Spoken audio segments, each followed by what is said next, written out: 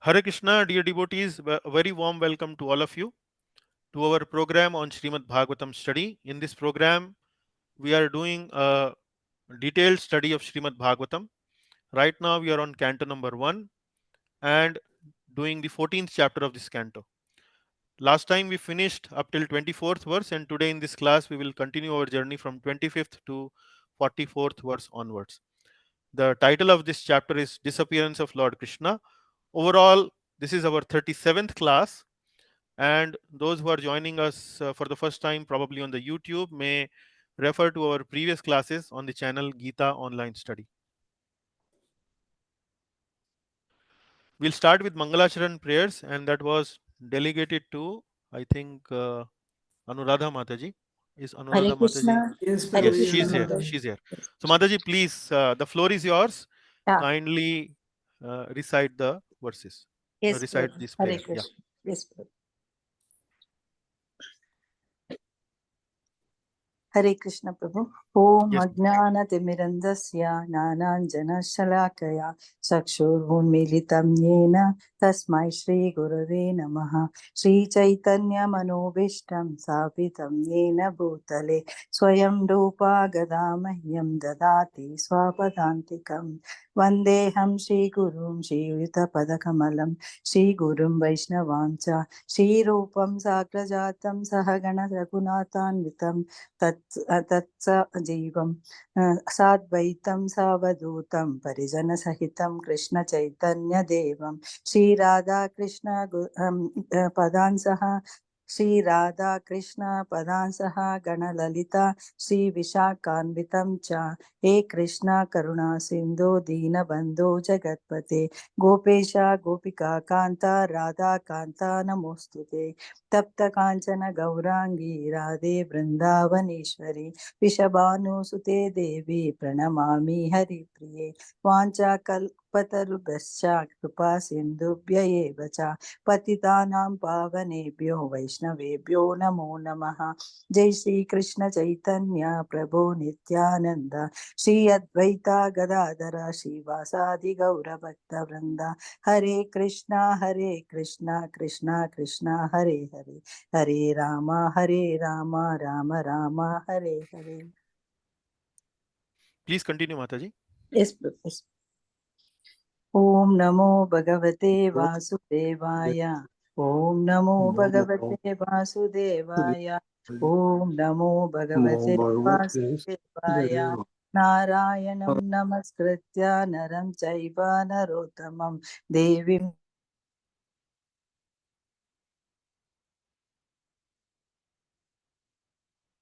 Mataji, you become muted. Sorry, I accidentally muted you. Prabhu. Okay, I'll tell you, Prabhu. Narayanam namaskritya naram chaiva narottamam devim saraswatim vyasam tato jayam udirayet nasta prayasya abdarestu nityam bhagavata sevaya Bhagavati Uttama Shloke Bhaktir Bhavati Naistiki Krishnaya Vasudevaya Devaki Nandanaya Cha Nanda Gopakumaraya Govindaya Namo Namaha. Very nice, Mataji. Thank you very much. Thank you for your nice recitation. Thank Very you, nice. Prabhu. Hare Krishna. Okay. Hare Krishna. Okay, now we request Vasudevan Prabhuji to kindly take us to the summary of previous class number 36.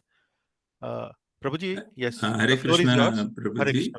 Hare Krishna. and Hare Krishna to all the devotees. Last year, last class, we covered Canto 1, Chapter 13, Slokas 48 to 60, and Canto 1, Chapter 14, Slokas 1 to 24.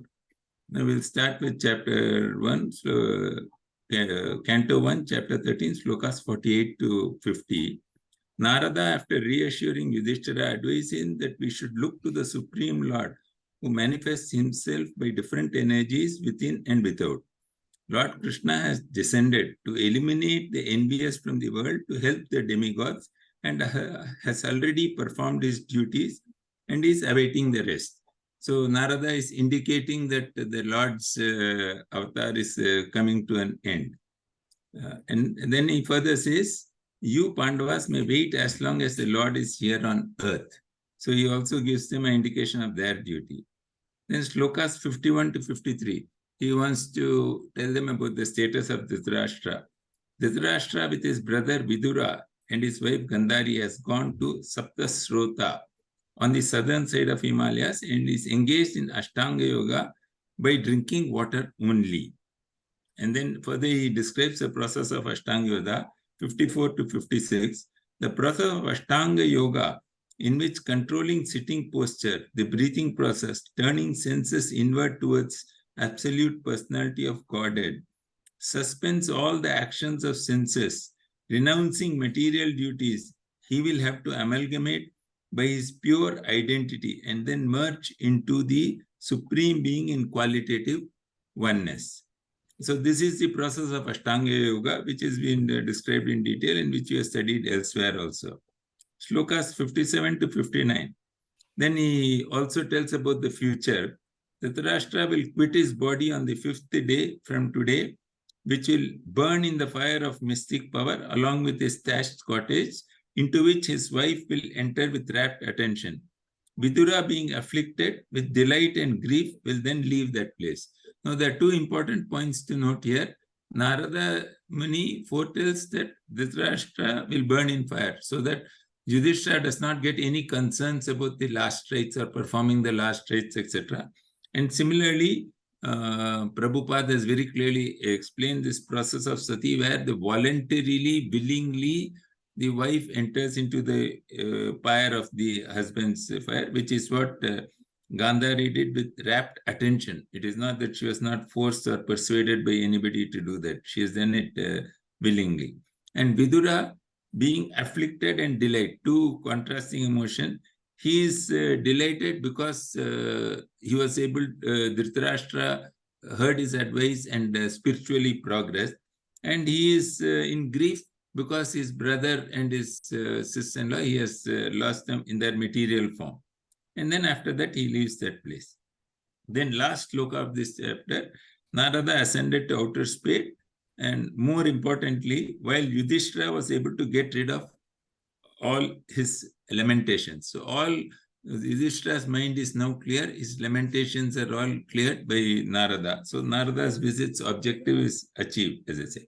Now moving on to Canto 1, Chapter 14, Slokas 1 to 5.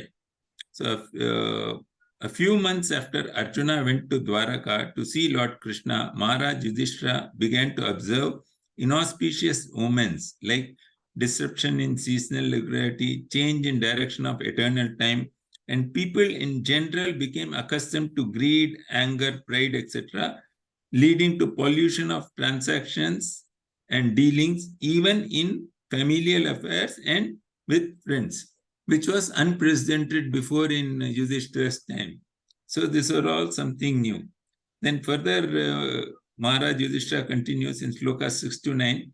Maharaj Yudhishthira spoke to Bhima that it has been 7 months since I sent Arjuna to Dwarka, and I do not know how things are going there.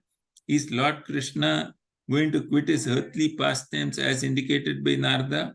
Only due to his costless mercy have we got all our opulence, good wives, lives, progeny, possibility of future accommodation, higher planets, etc. There's a very, very important lesson for us here in that we generally attribute all our good things to ourselves. And whenever something misfortune happens, we attribute it to Lord. Whereas Yudhishthira, like a true bhakta, he knows that everything that he has achieved is only by the grace of the Lord. And this is Krishna's mercy. And that is why Yudhishthira is a bhakta and we are all aspiring bhaktas. So I think this is very important for all of us to understand this. Now, next, Yudhishthira continues to observe the other signs. Sloka 10 to 20 is the various omens he sings. I observe evil omens like quivering of left side of my body, heart palpitations due to fear, cries of she-jackal at the rising sun, vomits fire, and dogs bark at me fearlessly. Useful animals are passing me on my left side, and lower animals circumambulating me. Shrieks of birds, smoke circling the sky, cloudless thunder, and wind blows violently, clouds raining bloody disasters, declining rays of sun, rivers, ponds, reservoirs, and the mind are all perturbed. See, look at this, mind and rivers in this thing are all perturbed. This is a very important observation. The calves do not suck the cows, nor do cows give milk. Deities seem to be crying in temples, lamenting. All cities, villages, towns, and gardens are devoid of beauty and bereft of happiness. So here is a very clear indication of what is happening. This is the early days of Kali Yuga. So it's like Kali Yuga is setting in, and whatever the symptoms of Kali Yuga is all what covered by people trying to cheat, people not being honest, etc.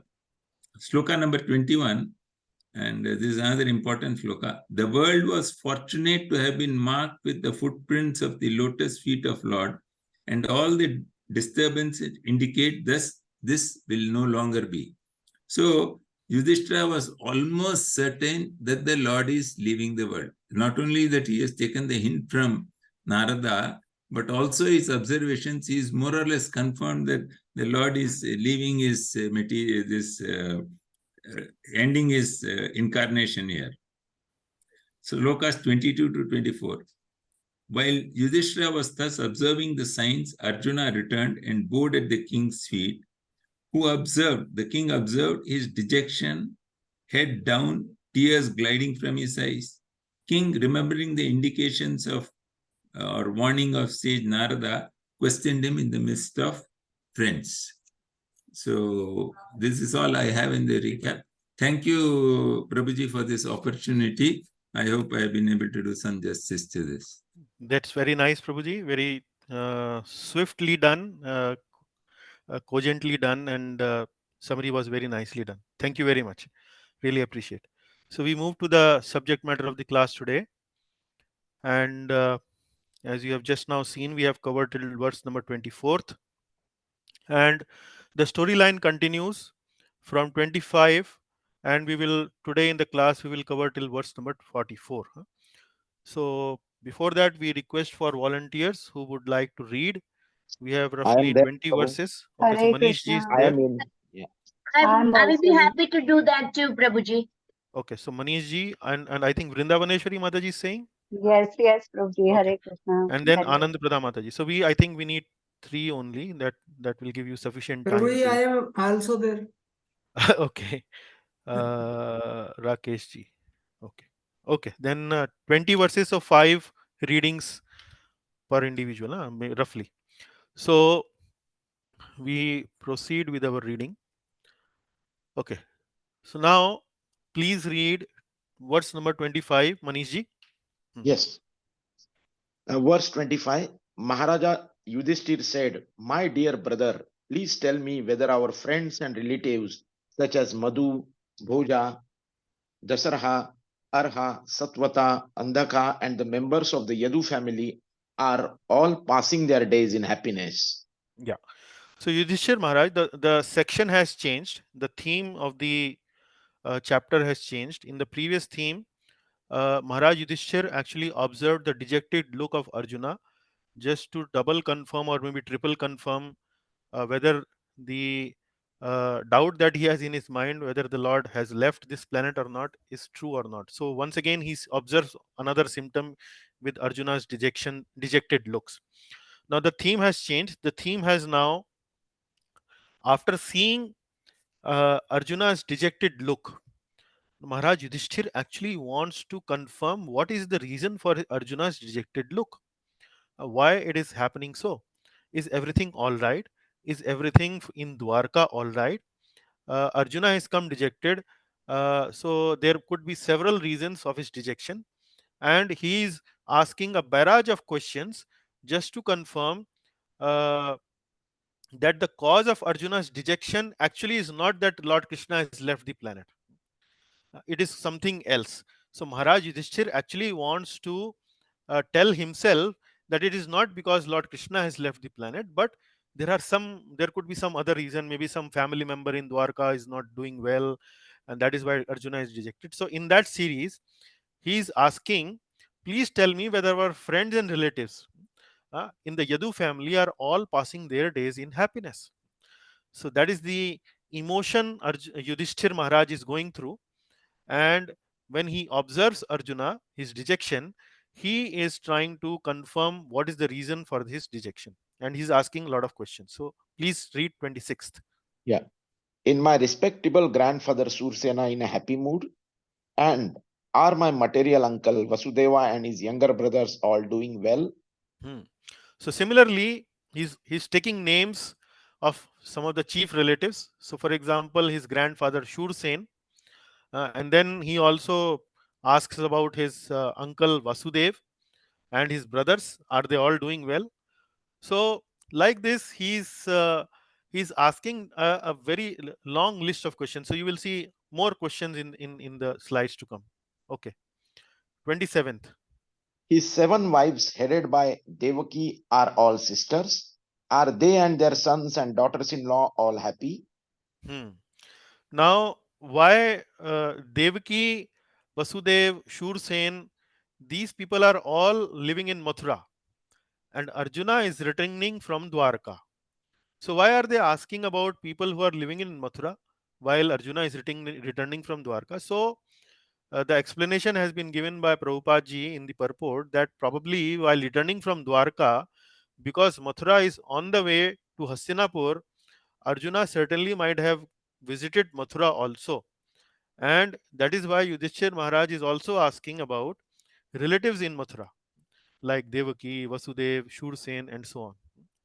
And like this, he's asking different questions. Okay, now please read 28th to 29th. Are Ugrasen, whose son was the mischievous Kamsa, and his younger brother still living? Are Ridhika and his son Krutavarma happy? Are Akura, Jayanta, Gada, Sarna, and Satrajut all happy? How is Balrama, the personality of Godhead and the protector of the devotees? So you can see more such list: Ugrasen, Hridika, Kritavarma, Akrur, Jayant, Gada, Sharan, and Shatrujit. So more such names are there. Are all of them happy? Then he asks for some special personality, Lord Balaram. How is Lord Balaram? How is Balaram? The personality of Godhead and the protector of devotees. So in Prabhupada ji, in the purport, have specifically mentioned this point that for Lord Balaram, there is a special word, protector of devotees, have come. So in the Sanskrit, it is known as Satvatam Prabhu. So for Lord Balaram, the word that has been mentioned in the Sanskrit text is Satvatam Prabhu. Let me open this verse and then just give you some hint of what exactly has been mentioned. Kacchidaste Sukham Ramo Bhagwan Satvatam Prabhu. So Balaramji has been mentioned in the Sanskrit as Ram. So whenever you will see in various places in Bhagavatam, Lord Balaram has not been specifically mentioned as Balaram but Ram. And then for Lord Balaram, the word has come Bhagwan. So Bhagwan, the use of word Bhagwan here indicates that Lord Balaram is actually Vishnu Tattva and is at the same platform like Lord Krishna. And then Satvatam Prabhu. Satvatam Prabhu is specifically mentioned for Lord Balaram as protector of devotees. Satvat. Satvat means devotees. And Prabhu means the protector, the Lord of the devotees. So here, to explain this point, Prabhupada ji gives several explanations here in the text, that why Lord Balaram is mentioned as protector of devotees. So Prabhupada ji mentioned that Lord Balaram actually is the mercy incarnation of the Lord, Kripa. So if you please Lord Balaram and you get the mercy of Lord Balaram, it is very easy to get mercy of Lord Sri Krishna. So it is easier to get mercy of Lord Balaram compared to mercy of Lord Krishna. And in order to support this point, Prabhupada in the purport refers to one of the pastimes in the Chaitanya Leela. So in the Chaitanya Leela, who is Lord Balaram? That is Lord Nityananda. And in that Chaitanya Leela, there was one pastime of Jagai and Madhai. So I might have mentioned the name of these Jagai and Madhai in the previous classes, but just to repeat, Jagai and Madhai were two miscreants, two some of the very abominable kind of human beings who there was no any sin or crime on the earth that these two people may not have committed. So such abominable people or humans were there in this Chaitanya Leela. And once they committed an offense to Lord Nityananda, they actually hurt him, and Lord Nityananda got wounded by their attack. And when this news was broken to Chaitanya Mahaprabhu became very angry, and he invoked his Sudarshan Chakra to kill Jagai and Madhai. And then Lord Nityananda actually intervenes and protects Jagai and Madhai, that, oh Lord, please don't kill them, they are ignorant, and so on. So this is how when Jagai and Madhai saw that despite their such a heinous offense towards Lord Nityananda Prabhu, still Lord Nityananda Prabhu was very merciful to both of them.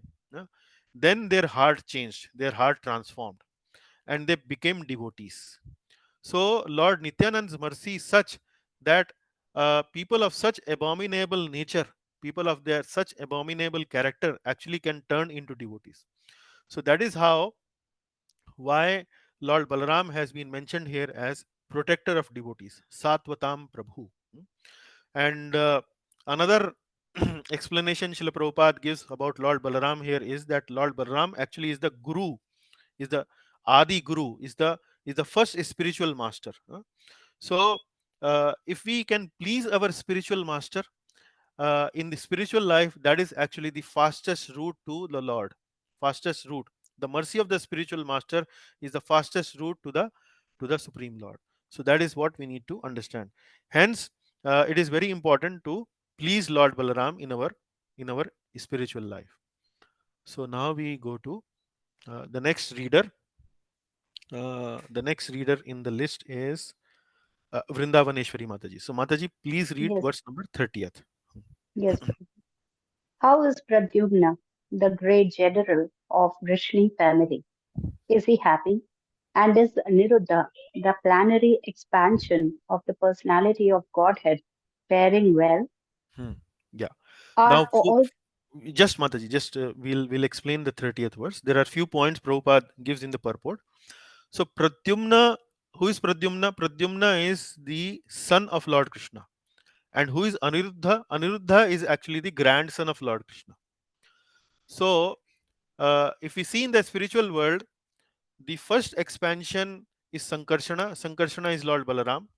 Then the second expansion is Pradyumna. Then the another expansion is Aniruddha. So like this, uh, all Balaramji, Pradyumna, Aniruddha, all are present in this Krishna Leela that is happening in Srimad Bhagavatam here. So what Prabhupada mentions here, that Pradyumna and Aniruddha are also expansions of Lord Krishna, hence they are also Vishnu Tattva. So Pradyumna is the son, Aniruddha is the grandson. And when Lord comes on this planet to perform his pastimes, to perform his leelas, he comes together with his plenary portions. He comes together with his expansions, like here mentioned. So Aniruddha has taken the role of grandson, Pradyumna has taken the role of son. Like this, they all are coming here on this planet Earth to assist the Lord in his leelas. So this is the explanation Srila Prabhupada gives in the 30th verse. Okay, now read the 31st, Mataji. are all the chieftains sons of the Lord Krishna, such as Sushena, Charudeshana, Hmm. Sambha, the son of Jambavanti, and Rishabha, along with their sons, all doing well? Hmm. So the list continues. Sushena, Charudeshna, Samba, Rishabha, along with their sons. So not only the sons of Lord Krishna, the primary sons or the important sons of Lord Krishna, like Sushena, Charudeshna, Samba, Rishabha, they are mentioned. But Yudhishthir Maharaj is also asking about the grandchildren of Lord Krishna. Are all they doing well? Are all they doing well? So here in the purport, Prabhupada mentions that Lord Krishna, when he was in Dwarka, had a big family. And what was the size of the family? Lord Krishna had how many queens? Does anyone remember the exact count? How many queens Lord Krishna had? 16,108. 16,108. Huh? So Vrindavaneshwari Mataji, if for with each wife, Lord Krishna had 10 sons. So how many? The count goes to how many now? How many? Each wife Multiply 10 by sons. 10. Huh? So multiply by 10, And, right? mm, So 16,108 becomes 1,61,080.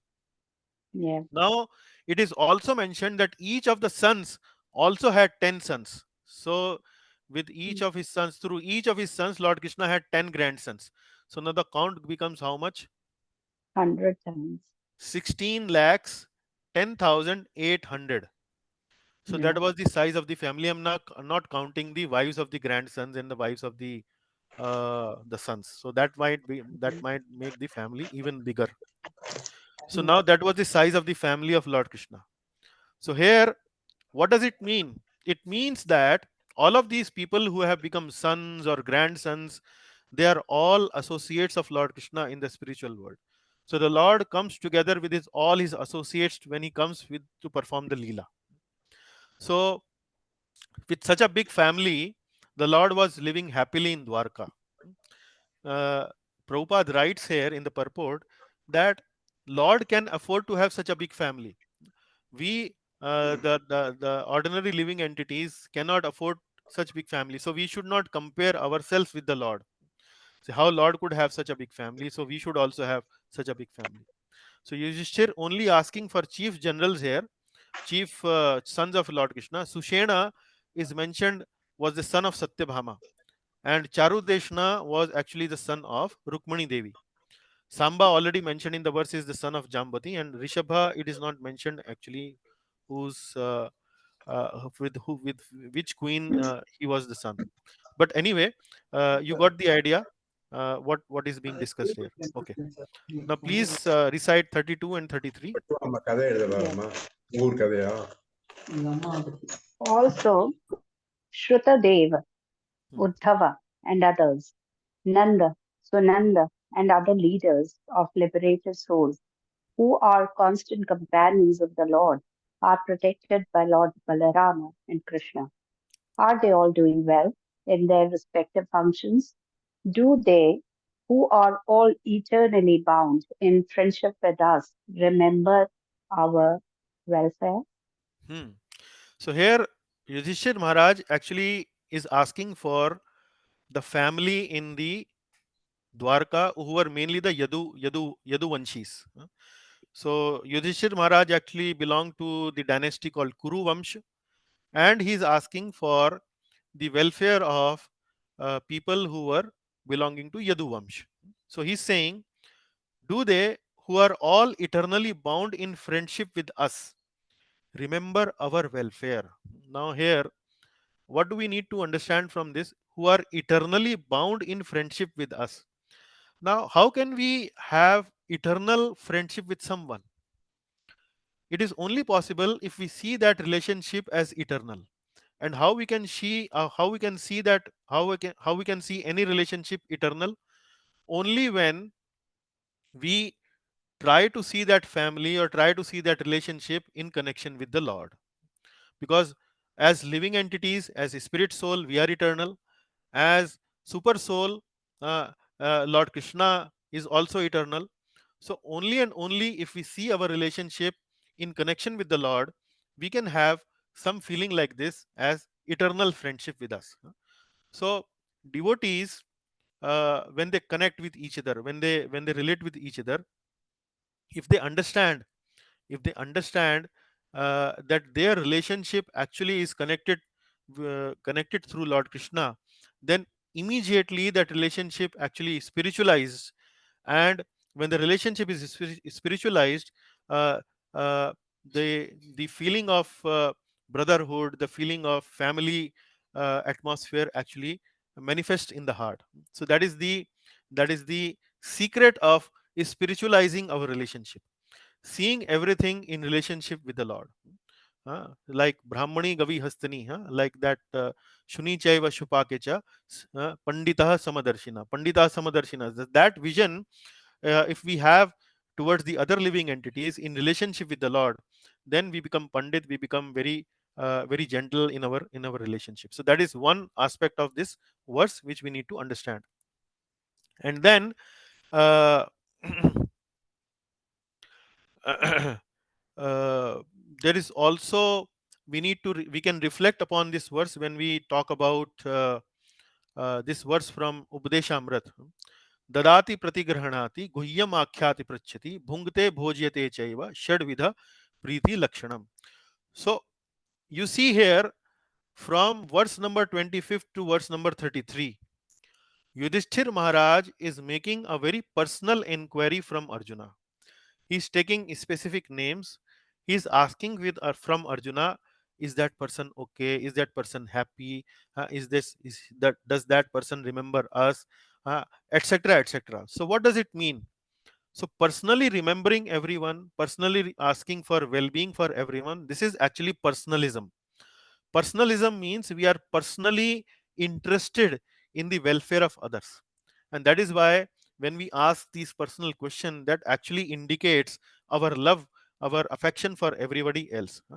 So that is what we try to understand from this particular verse. And when I was speaking about that verse from Updeshamrit, Dadati pratigrahanati guhyam akhyati prachyati bhungte bhojyate chaiva shadvidham priti lakshanam. Shadvidham priti lakshanam. Priti lakshanam means the symptoms of love among devotional relationship. So what is the symptom? Dadati pratigrahanati guhyam akhyati. Guhyam akhyati. Guhyam akhyati. Guhyam akhyati means inquiring in confidence. So what Yudhishthir Maharaj is doing here is, through Arjuna, Guhyam Akhyati. He is confidentially asking for the well-being of other devotees that are there in the Dwarka. Guhyam Akhyati Prachyati. First of all, telling our own heart to others, and Prachyati. Prachyati means asking for the welfare, uh, asking from the devotees, other devotees, their heart. So these are the symptoms of dealings of Priti Lakshanam among the devotees. And then other four symptoms are Dadati Pratigrahanati. Dadati means giving gifts and accepting gifts from them. Then other is Bhungte Bhojyate, going to their houses to eat some prasad and inviting the others to offer prasad to them. So like this, if we offer these six kind of loving exchanges, that actually develops loving exchanges, loving relationship among the devotees. So practicing bhakti alone is a difficult job, and we need loving bonding with others, and for this we probably sometimes have to sacrifice a little bit. So that is something which we need to understand from this particular section, verse number 25 to 33, where Yudhishthir Maharaj is actually inquiring, prachati, about the welfare of his relatives, Yaduvamshis in Dwarka. So with this, I would request now to Anand Prada Mataji to read this particular verse. And for Anand Prada Mataji, there is some Sanskrit also to recite. Very beautiful verse. Bhagwan api Govindo Bhagwan api Govindo Brahmanyo Bhakta Vatsalah Brahmanyo Bhaktavatsalaha Kachit Pure Sudharmayam Kachit Pure Sudharmayam Sukham Aste Suhrad Vrataha. Sukham Aste Suharvrataha. Yes. So now you can read the translation, Mataji, here, 34. Is Lord Krishna the Supreme Personality of Godhead, who gives pleasure to the cows, the senses, and the Brahmanas, who is very affectionate towards his devotees, enjoying the pious assembly at Dwarkapuri, surrounded by friends. Now here, one difference you would see, ultimately the question has now started in relationship with Lord Krishna. After giving a list of lot of relatives in Dwarka and probably in Mathura, and Lord Yudhishthir Maharaj is now asking questions about Lord Krishna. And there's a little difference between when he asks the question about Lord Krishna compared to other relatives. So when he asks about Lord Krishna, he's not simply asking, is he enjoying? He's asking, is he happy in the assembly hall of Dwarka? Uh, is he happy in the assembly, in the pious assembly at Dwarkapuri, surrounded by friends? So there is a little difference. So what Vishwanath Chakravarti Thakur is saying here is that asking in relationship with the Lord, is the Lord happy, is something which is not correct, because when we see Lord Krishna, he is always happy. So the specific question here is he happy in the assembly hall in Dwarka? Yeah. So that is something which is a little difference when he is asking questions about Lord compared to when he's asking question about his relatives. So that is one thing. And then another important aspect in this verse is Srila Prabhupada writes in his purport glorifying the importance of cow protection and Brahmanical culture. Uh, So what Prabhupada is saying is that in any society, if you don't have protection for Brahmanas, and he's in his purport, Prabhupada is not specifically mentioning Brahmanas by birth. He's actually referring to Brahmanas or people in any society who have Brahmanical tendencies, who have Brahmanical attributes, who have Brahmanical habits, qualities. So those people need to be protected. And why these people need to be protected? Because these are the people who are intellectually gifted, and those people who are intellectually gifted actually have the ability, have the capability to provide guidance to the society.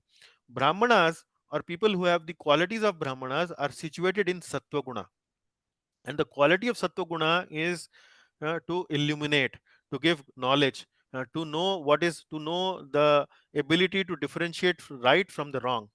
So that is why in any society, if people, if the government, if the Kshatriyas are protecting Brahmanical class of men, people who are intellectually gifted, people who are situated in mode of goodness, uh, have control on senses, are tolerant, are simple in nature, are knowledgeable, are transcendental, also knowledgeable, have firm faith in the scriptures and so on. If such class of people is protected in any society, then that is actually will bring good and welfare of the society.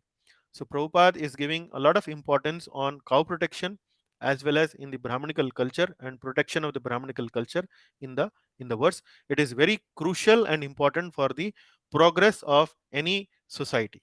So that is what we need to take from this verse. Okay, please read 35th and 36th. The original personality of Godhead, the enjoyer, and Balrama, the premier Lord Ananta, are staying in the ocean of the Yadu dynasty for the welfare, Mangal, protection, Shema, and general progress, Bhavya, of the entire universe. And the members of the Yadu dynasty, being protected by the arms of the Lord, are enjoying life like the residents of the spiritual sky. So now this verse, actually the Sanskrit is very interesting. I did not write the Sanskrit mainly just to save on time, but the verse starts like Mangalaya cha lokanam kshemai cha bhavaya cha aste yadu kulambodha vadyo ananta sakha puman. So this is verse 35, and in this 35th verse there are several words that are being mentioned uh, in relationship with the Lord. This is Mangalai, Kshemai, and Bhavai. So each of them has its own meaning. Now let me read the translation once again. The original personality of Godhead, the enjoyer, and Balaram, the primeval Lord Ananta, are staying in the ocean of Yadu dynasty for the welfare, protection, and general progress of the entire universe. Here, Yudhishthir Maharaj is asking this question in a little poetic way. And what is the poetic aspect of this verse?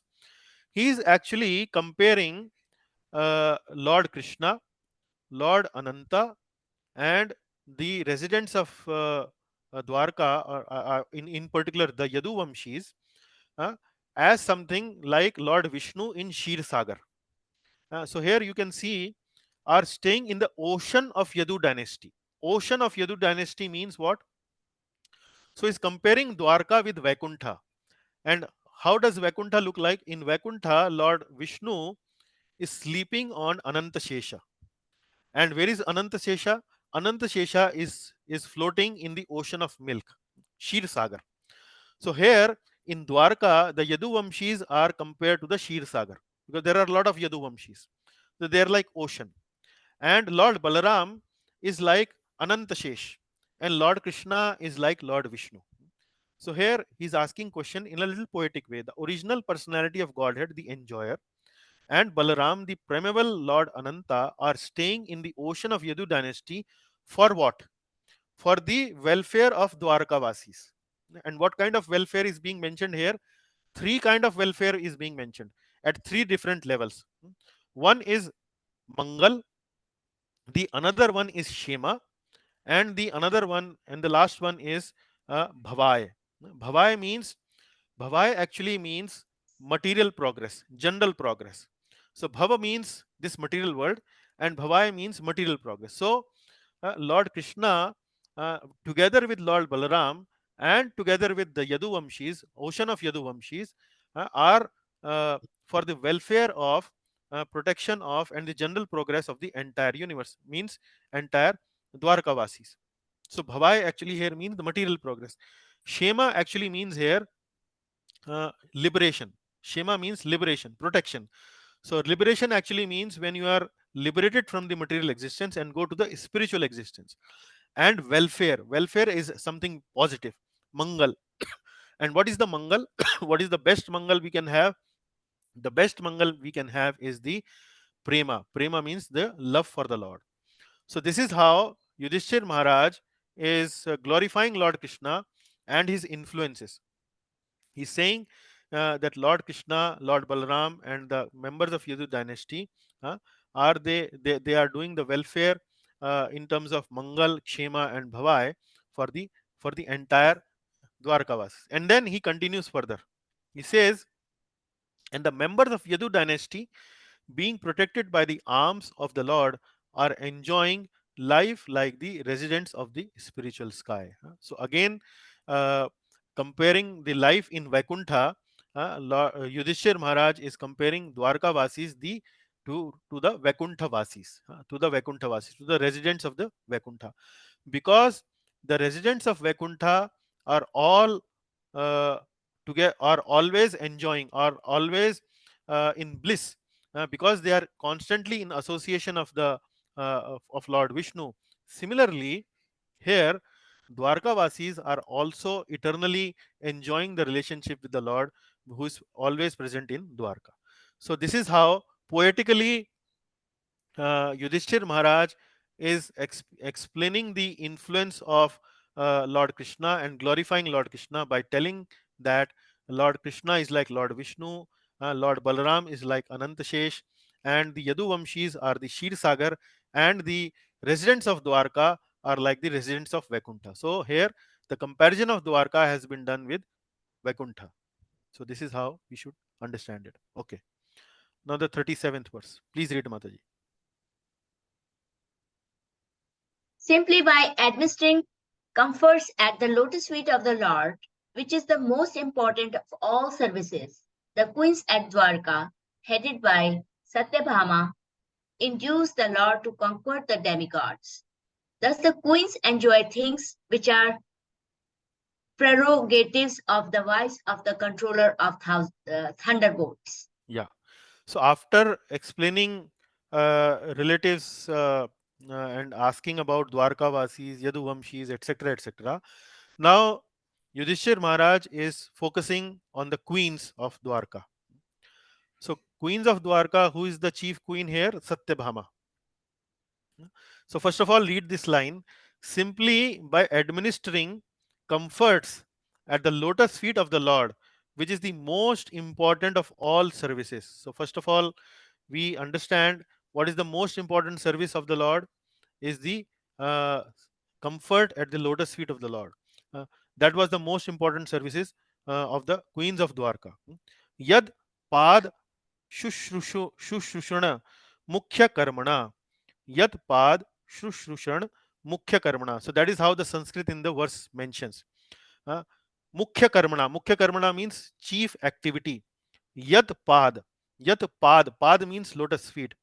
Shushrusha means service, seva. So the seva of the lotus feet of the Lord was the mukhya karmana of the queens of Dwarka. And then what else?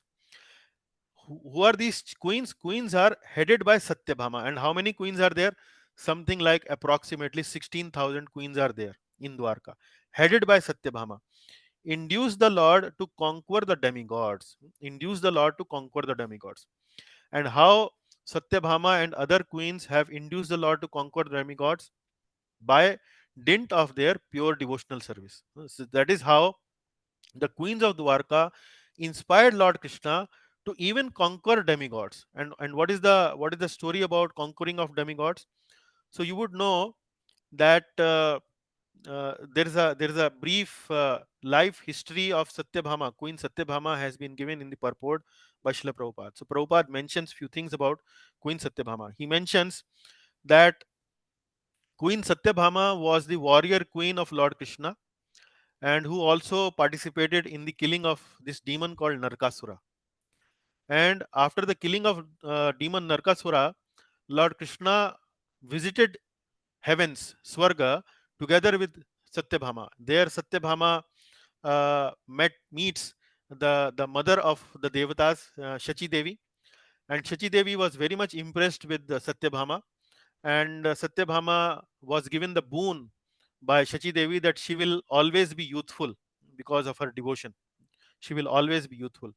And while visiting Swargaloka, Satyabhama observed one Parijat tree, a Parijat flower, and she was very much attracted towards that Parijat tree, and explained and expressed this desire to have a similar tree in her own courtyard, in courtyard of her palace. So Lord Krishna, like the husbands, when the wife makes a demand or makes a request to the husband actually tries to fulfill that demand. A faithful husband tries to fulfill the demand, certainly if the demand is really genuine.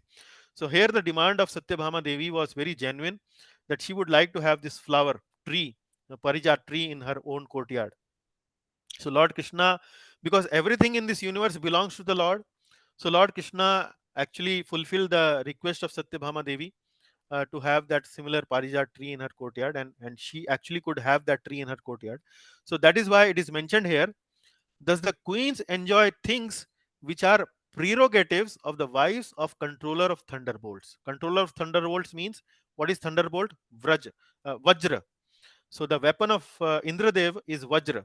So controller of thunderbolts is actually referring to Indra, and wives of controller of thunderbolt means the wives of Lord Indra.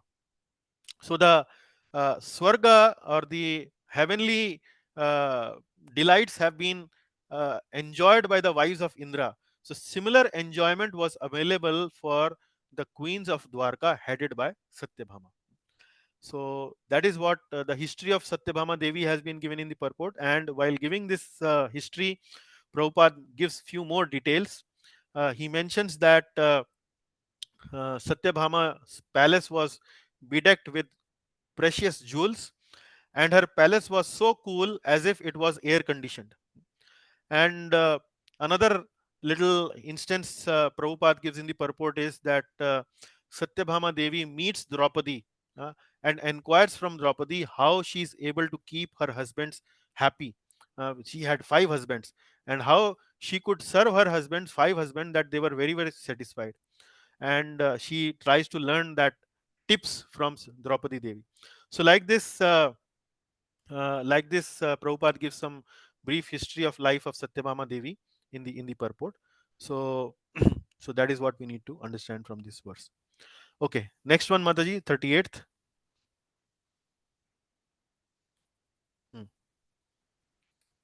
The great heroes of the Yadu dynasty, being protected by the arms of Lord Shri Krishna, always remain fearless in every respect, and therefore their feet trample over the Sudharma assembly house, which the best demigods deserved, but which was taken away from them. Yeah. So there is a little nice uh, mention of Sudharma Assembly House. So you might be wondering, what is this Sudharma Assembly House? Like Parijat tree, this Sudharma Assembly House also used to exist in the heavens. And in order to serve their Lord Krishna in the best possible way, Dwarka Vasis snatched this Sudharma Assembly Hall from the residents of Swarga and brought the Sudharma Assembly Hall on in Dwarka. So it is not possible, in general, it is not possible to construct something similar which is possible to construct in heavens. So the construction in heavens of buildings and other things is so different or so great that it is not possible to repeat the same construction on the planet Earth. But the Dwarka Vasis, in order to serve their beloved Lord Krishna, snatched this very nice assembly hall called Sudharma from the heavens and brought it down in on the Earth planet. Actually, there is a mention of Sudharma assembly hall in one of the previous verses also. You see this 34th verse, Kachit Pure Sudharmayam. Kachit Pure Sudharmayam. So this Sudharmayam actually is also referring to the same assembly hall which is being mentioned in this verse. So, and therefore their feet trample over the Sudharma assembly house, which the best demigods deserved, but which was taken away from them. So that is what is being mentioned in this verse. And here is another point mentioned here.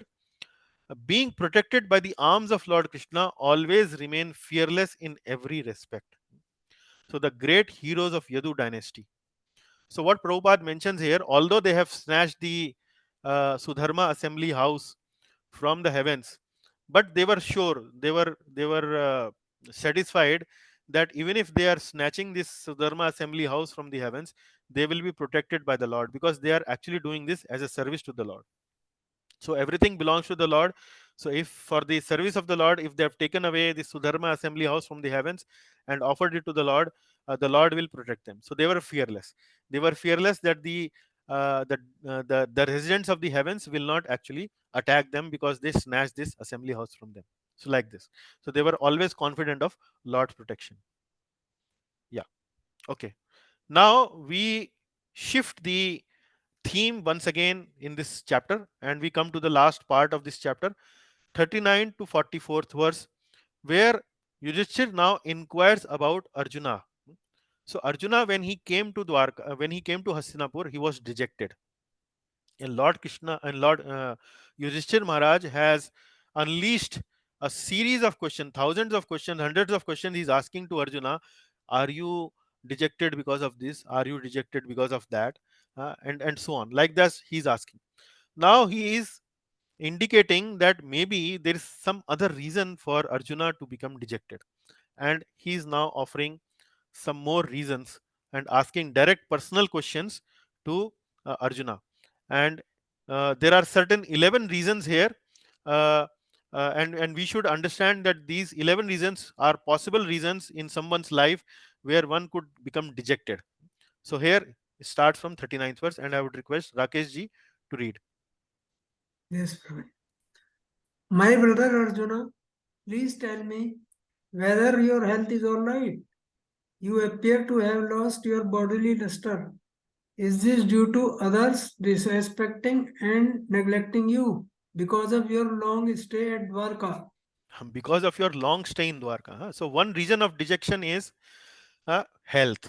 Sometimes we see that when our health is not good, we feel dejected. We are having some fever, we are having some other bodily problems and so on. So we feel dejected. So first of all, Yudhishthir Maharaj inquires from Arjuna, is your health all right? Sab theek hai na bhai? Hal chal theek hai?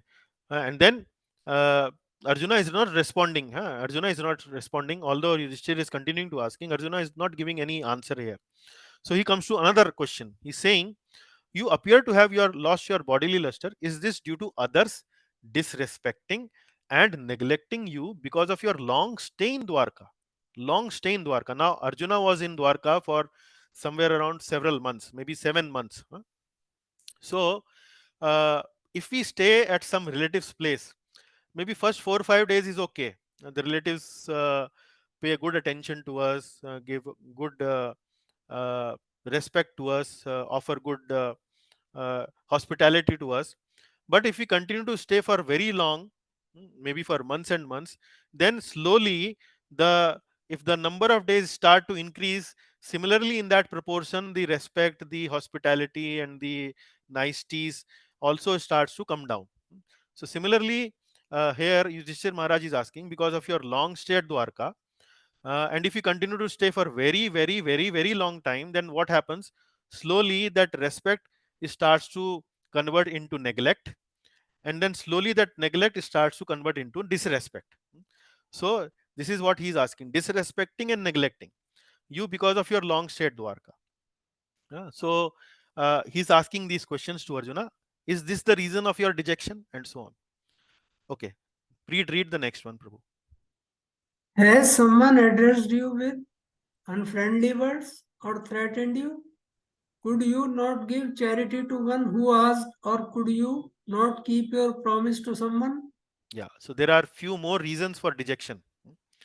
Uh, has someone addressed you with unfriendly words?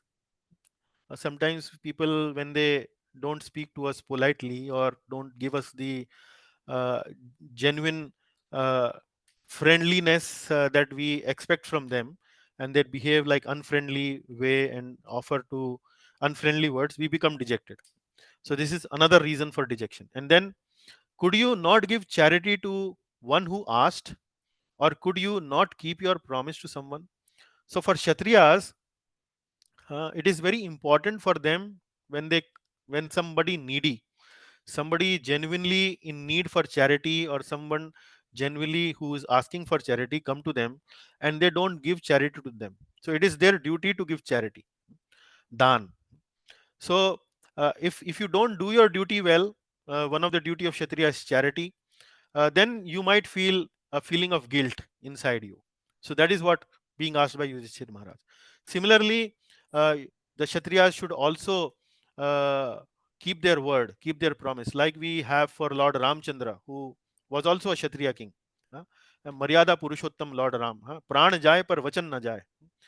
Not to keep your promise to someone. So again, Yudhishthir Maharaj is saying that you might have made promise to someone and maybe broken that promise, not able to keep it.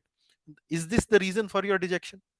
So this is something which few more reasons for dejections being discussed here in the Bhagavatam. 41st. You are always the protector of the deserving living beings, such as Brahmanas, children, cows, women, and the diseased. Could you not give them protection when they approached you for shelter? Yeah, actually the same theme. If you are not able to perform your duty well, then you start feeling guilty. And one of the other duties of a Kshatriya is to protect the Brahmanas, to protect the children, to protect cows, women, and the diseased. And in one of the previous classes, we have discussed each reason for protecting each one of them. So Brahmanas specifically is mainly because they are the intellectual class. They guide the society. So they need to be protected. Similarly, children need to be protected from bad influences because they are going to be the future citizens. Cows, cows are very important because they provide a very important ingredient, milk, for the healthy upkeep of the family. And also the cows are very dear to Lord Krishna. Similarly, women, if women are not protected, they will give progeny which is unwanted, Varna Sankara, and the diseased. So these are the duties of the Kshatriyas which they need to do properly. And if they fail to do their duty, it might happen that a righteous person like Arjuna may start develop some guilt, some feeling of dejection that he was not able to keep his duty well. So this is few other reasons in 41st verse. Okay, 42nd verse. Have you contracted a woman of impeachable character, or have you not properly treated a deserving woman? Or have you been defeated by someone who is inferior or equal to you? So this needs some explanation here. Prabhupada has nicely explained these contacting a woman of impeachable character and not properly treated a deserving woman. So in the previous days, or the time period in Srimad Bhagavatam, like Yudhishthir, Arjuna, the time frame when Mahabharat occurred, in that time frame it was acceptable for Kshatriyas to accept more than one wife. So but it was not that the Kshatriyas could accept anyone. So there were the free connection, the free contacting with women class. It was not that any women a Kshatriya or a person could contact. So there were some guidelines given according to the dharmic principles. So the guideline given is the a male of the upper varna, like in Brahmana varna, may accept the female of lower varna like Kshatriya, Vaishya or Shudra, but not the other way around. For example, if a male belongs to a Kshatriya varna, then he should not be accepting a female or contacting a female from Brahmana varna, like that. Similarly, a Vaishya varna male cannot accept a female from Kshatriya or a Brahmana varna, like that. So there were certain rules. Uh, high varna men could contact with women of lower varna and not otherwise. So this is something which means contacted a woman of impeachable character. Impeachable character means questionable character, something referring to a woman of a higher varna, and then or have not properly treated a deserving woman. So sometimes the Kshatriya would be approached by a woman to accept the women as the wife. So if the women is qualified, then the Kshatriyas were bound to accept such a woman.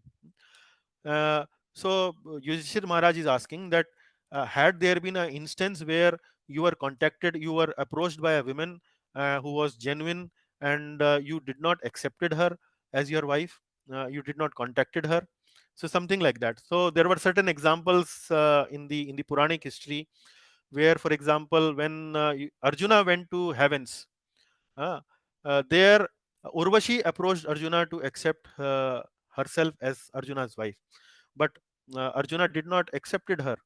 She said that he said that he would view Urvashi Devi as his mother, because Urvashi Devi would sit next to Indra. So Urvashi Devi said that this is not the rules in Swarga.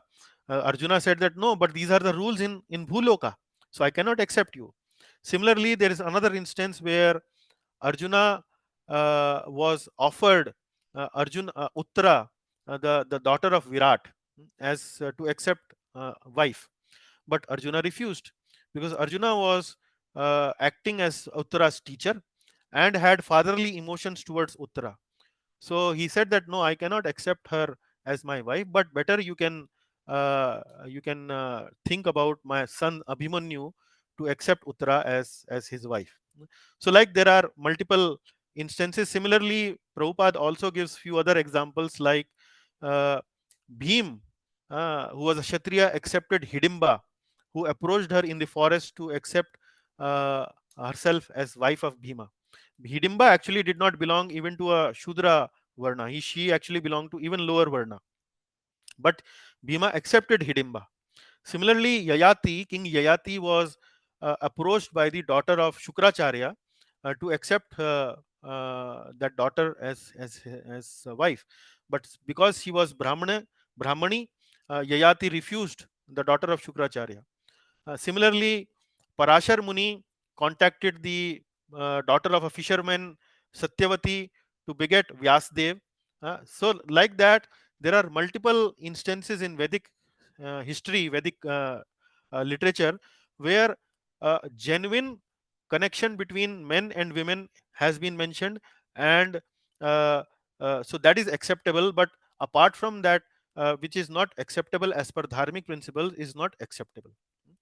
So this is something which is related with point number 7 and point number 8.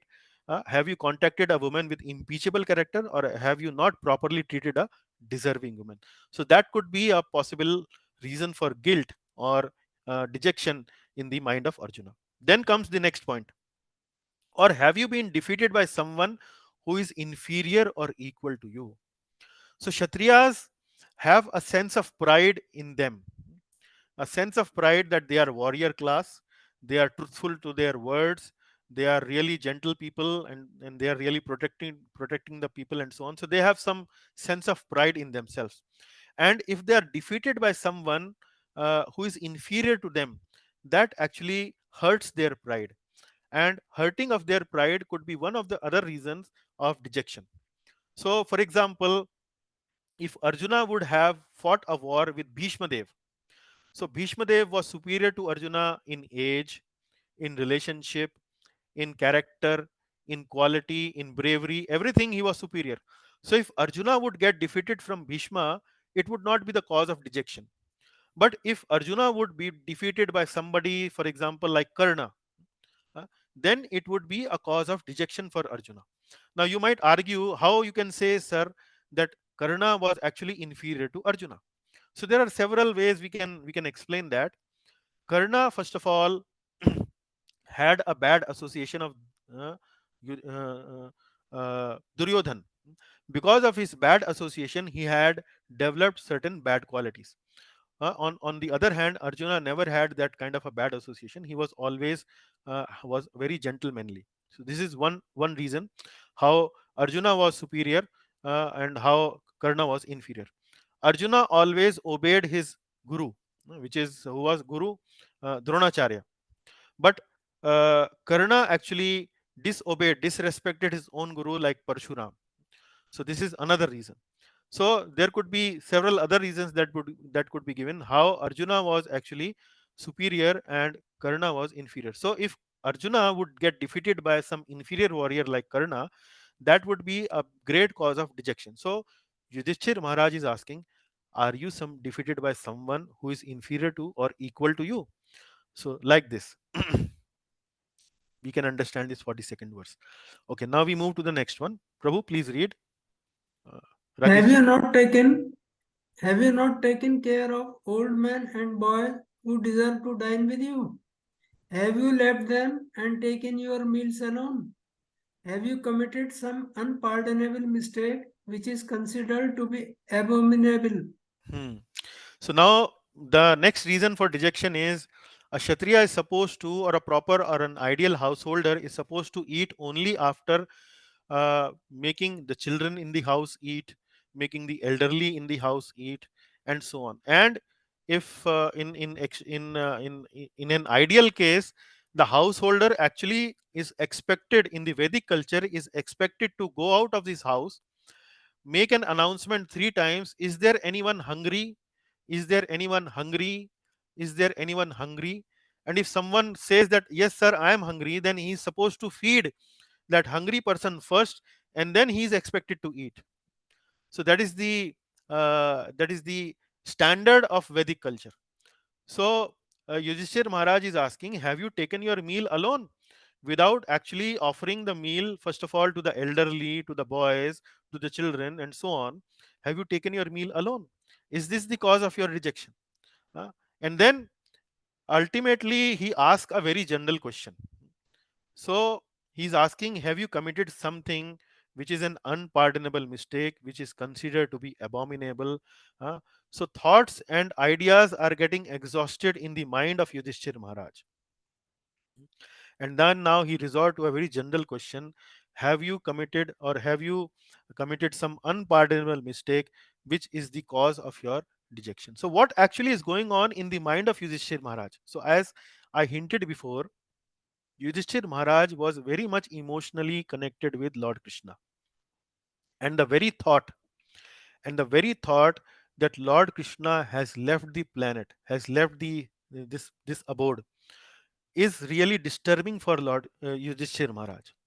And Yudhishthir Maharaj is trying to extract some reason out from Arjuna, that Arjuna gives me this reason that uh, this is because he is rejected. And then he will be satisfied. Probably this is the reason for his rejection, and Lord Krishna has not left this planet abode. Actually, there has been multiple hints that has been given in the past, in chapter number 13, in chapter number 14, about uh, departure of Lord Sri Krishna from this planet. So what was the first hint? The first hint actually came when Vidura came back to Hastinapur, and when Lord Yudhishthir Maharaj was asking and inquiring from Vidurji, Vidurji also explained about everyone else except for Lord Krishna and Yaduvamshis. Vidurji did not give a proper answer about Lord Krishna's well-being and Yaduvamshis when he came back to Hastinapur. So that is the first time when Yudhishthir Maharaj uh, became suspicious about what is going on. Then the next time when Narad Muni comes, and Narad Muni this time actually uh, uh, gives this hint to Yudhishthir Maharaj that Lord Krishna has actually completed his mission. And now you can also stay as long as Lord Krishna is on the planet. That was the second hint. So Yudhishthir Maharaj already was suspicious that Lord Krishna probably might have left. Then in the 14th chapter, Yudhishthir Maharaj starts to see various symptoms, various omens that something is wrong going on. And this is something could be connected directly with the Lord's disappearance. And then on top of that, Arjuna, who had gone to Dwarka, had come back and he was very much dejected. So Yudhishthir Maharaj is getting hints and hints and hints, but because he is very much emotionally connected with Lord Krishna, he does not want to accept this fact that Lord Krishna has left the planet. And that is why he's asking so many questions from Arjuna, that maybe Arjuna accepts and speak, okay, this is the reason why I am dejected. But it is not the case. Lord Krishna certainly has disappeared from the planet. And now we will see what is being spoken in verse number 44 and see what Yudhishthir Maharaj is trying to see. Yes, Prabhu. Or is it that you are feeling empty for all time because you might have lost your most intimate friend, Lord Krishna? Oh, my brother Arjun, I can think of no other reason for your becoming so dejected. Yeah, now you see the 44th verse, the reason which was there in the heart of Yudhishthir Maharaj comes only in the last. So why in the last? I explained you already. Because Yudhishthir Maharaj emotionally is connected with the Lord and does not want to hear that Lord Krishna actually has disappeared from this planet. So sometimes it happens to us also. We are suspecting some bad news and we don't want to hear that news, so we don't want to uh, since we don't want to hear, we start uh, we still are hopeful that maybe something else has happened.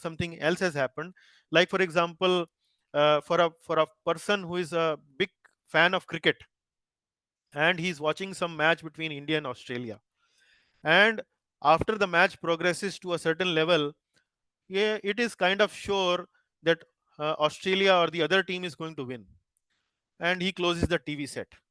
Like maybe for a 50-over match, he closes the TV set in 35th over. But now, after closing the TV set, also he is emotionally attached to winning of India, Team India.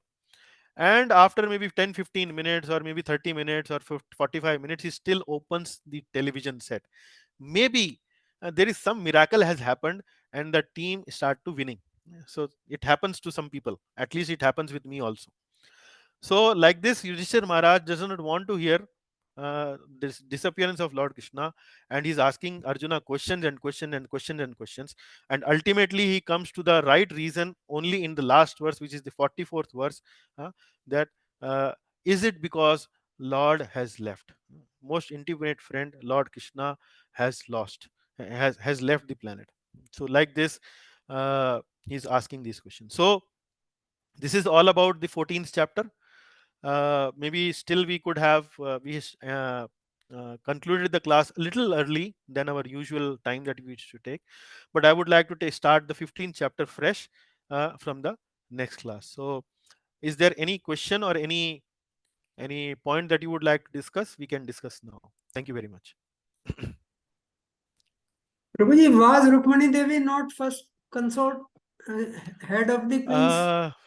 I I also had that question when I read that Satyabhama Devi has been mentioned as the chief of the queens, but maybe Yudhishthir Maharaj thought Satyabhama to be the to be that lady whom he wanted to inquire about. Satyabhama So was third one. yeah, maybe she was the third one. But I don't have a good answer for that question, Prabhu. I think they are all expansions of Devi Lakshmi. Yeah, they are all The expansion, 8 but principles. Yeah, yeah, the but 8 I principles. don't know exactly why Satyabhama Devi has been mentioned as the chief queens. Maybe they are ideally they are all on the equal platform, but maybe Yeah, I don't know. Yeah. okay. I have very, I mean, like, it's very intriguing, Prabhuji, like you explained that Yudhishthir Maharaj says that they are associated with the Lord with eternal friendship. And yet, he is asking all the kind of questions that Arjuna might be going through, Huh. like a common mundane person like us. Hmm. Like when we create so many sins, then we pass into dejection. So Hmm. how can a person who is eternally associated with the Lord on the platform of Pandita Samdarshina Hmm. can So can yeah, that can happen with any devotee or any living entity, because although we may be first of all we are aspiring devotees, not pure devotees, as I would say Vasudevan Prabhu earlier in the summary recitation mentioned it. So certainly we are more subject to dejections and feeling of lamentation and so on. And like in the previous class, I mentioned that although Yudhishthir Maharaj, Arjuna, they are devotees at a very exalted level. Arjuna is at the level of Sakhya Bhav. And similarly, I would say Yudhishthir Maharaj could also be at the level of Sakhya Bhav or maybe at the Vatsalya Bhav, because he was maybe little elderly to Lord Krishna. But still, these people are having lamentation. Still, they are feeling dejected because of certain reasons. So it is not that devotees don't experience these kind of emotions, and the only way to overcome these emotions is to have a more close association with the devotees and more firmly engaging ourselves into the devotional service. So that is the only answer. Yeah. We thank discussed you. this in the previous class also. Yeah.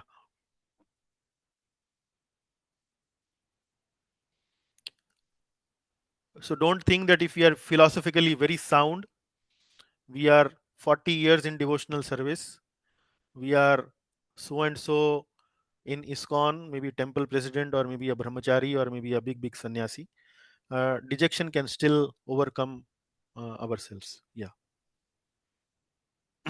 Okay. Yeah. Any other points? Any other observation?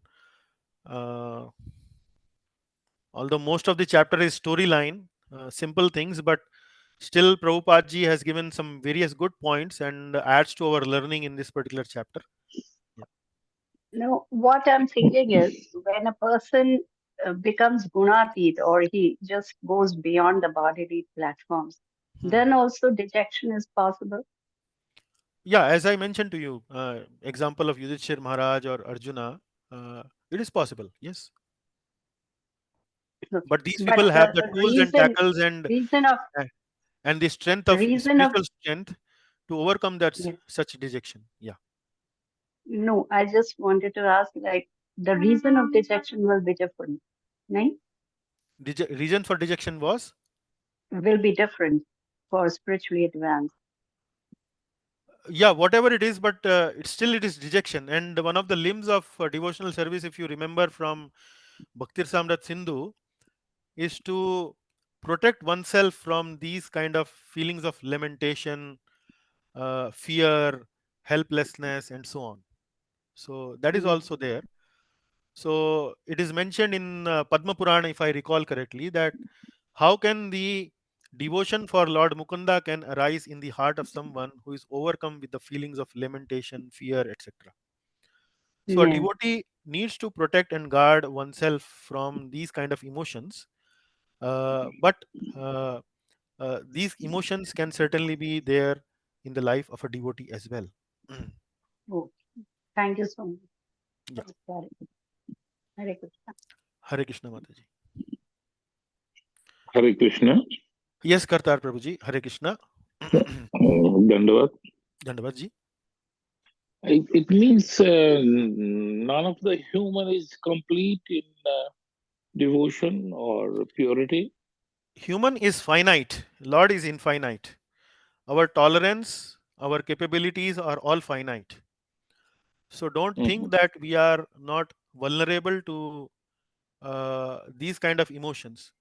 And it is not that the Lord is looking for perfection.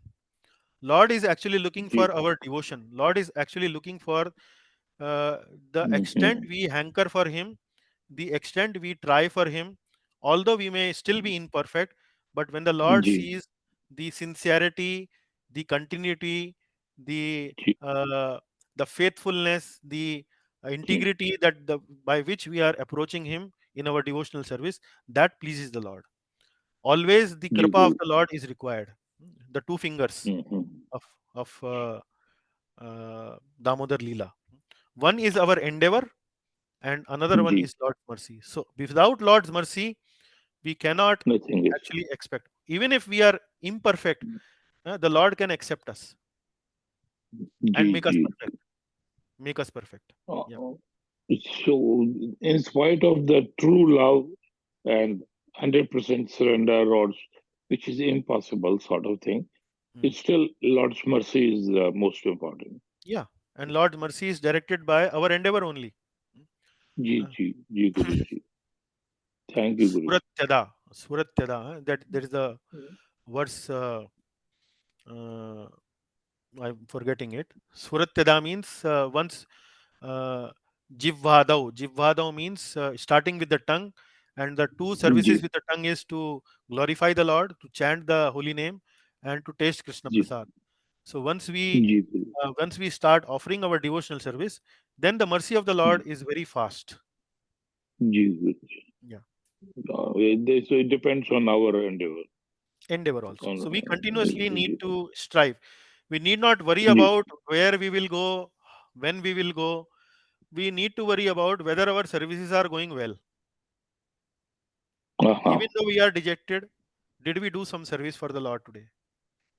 Even though we Mhm. were dejected, the Lord will understand. The Lord will, Ji, ji, ji. uh, the living entity is finite. His tolerance is finite. His ability to control anger is finite. His ability to control his greed is finite. So Ji, Guru. the Lord will understand in dire circumstances, in very extreme circumstances, it is possible that the devotee may not be able to really uh, continue to follow the devotional principles and so on. But the Lord understands that certainly He has done so much. I cannot simply because few occasions here and there. Shipram bhavati dharmatma. Although my devotee is not perfect, but Shipram bhavati dharmatma. Soon he will become dharmatma. So, my dear Ji, Arjun, Guruji. please declare that my devotee never perishes. Yeah. Ji, Bhagavad Gita. ji, ji, Guruji. Thank you, Guruji. Dandavat.